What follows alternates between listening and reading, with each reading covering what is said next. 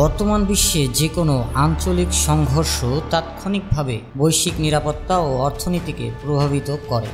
এর মধ্যে ইরান ও ইসরায়েলের মধ্যকার উত্তেজনা এক অতি পরিচিত অথচ বিপজ্জনক দ্বন্দ্ব, যা এক ভয়াবহ যুদ্ধের দিকে গড়াতে পারে।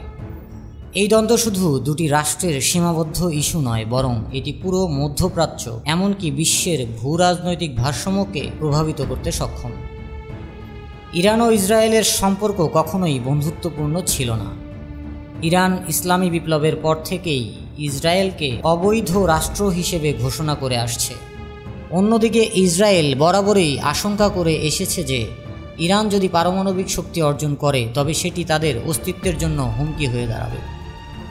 ফলে ইসরায়েল ইরানের পারমাণবিক স্থাপনায় গোপনে সাইবার হামলা, বিজ্ঞানীদের হত্যা এবং আন্তর্জাতিক কূটনৈতিক চাপ প্রয়োগ করে আসছে। সম্প্রতি সিরিয়া ও লেবাননের ভেতর দিয়ে ইরান যেভাবে হিজবুল্লাহ সহ বিভিন্ন প্রতিরোধ গোষ্ঠীকে মদদ দিয়ে ইসরায়েলের বিরুদ্ধে অবস্থান নিয়েছে, তা সংঘর্ষের মাত্রা আরও বাড়িয়ে দিয়েছে। অন্যদিকে ইসরায়েলও সিরিয়ার ভেতরে ইরানি ঘাঁটিতে একের পর এক বিমান হামলা চালাচ্ছে। এই অবস্থায় সরাসরি ইরান ইসরায়েল যুদ্ধের সম্ভাবনা আর শুধু অনুমানের বিষয় নয়, বরং বাস্তব হুমকি। যদি এই দুই শক্তিশালী দেশ সরাসরি যুদ্ধে জড়িয়ে পড়ে তাহলে গোটা মধ্যপ্রাচ্য রণক্ষেত্রে পরিণত হবে। ইরান তাদের মিসাইল ও ড্রোন প্রযুক্তি ব্যবহার করে ইসরায়েলের মূল ভূখণ্ডে আঘাত হানতে পারে।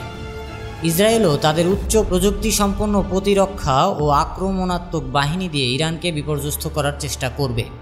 তাতে করে সৌদি আরব, ইরাক, লেবানন এমনকি আফগানিস্তানও এই সংঘর্ষের আঁচে পুড়ে যেতে পারে।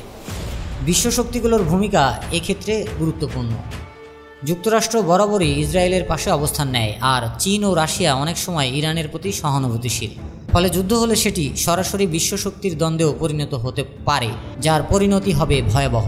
সুতরাং ইরান ইসরায়েল যুদ্ধ শুধু দুই দেশের মধ্যে সীমাবদ্ধ থাকবে না, এটি বিশ্বব্যাপী রাজনৈতিক, ধর্মীয় ও অর্থনৈতিক অস্থিরতার নতুন ঢেউ তৈরি করতে পারে। শান্তি বজায় রাখতে হলে আন্তর্জাতিক সম্প্রদায়কে আরও সক্রিয়ভাবে এগিয়ে আসতে হবে, কারণ এই আগুন যদি একবার জ্বলে ওঠে তবে তা নিভানো খুব সহজ হবে না।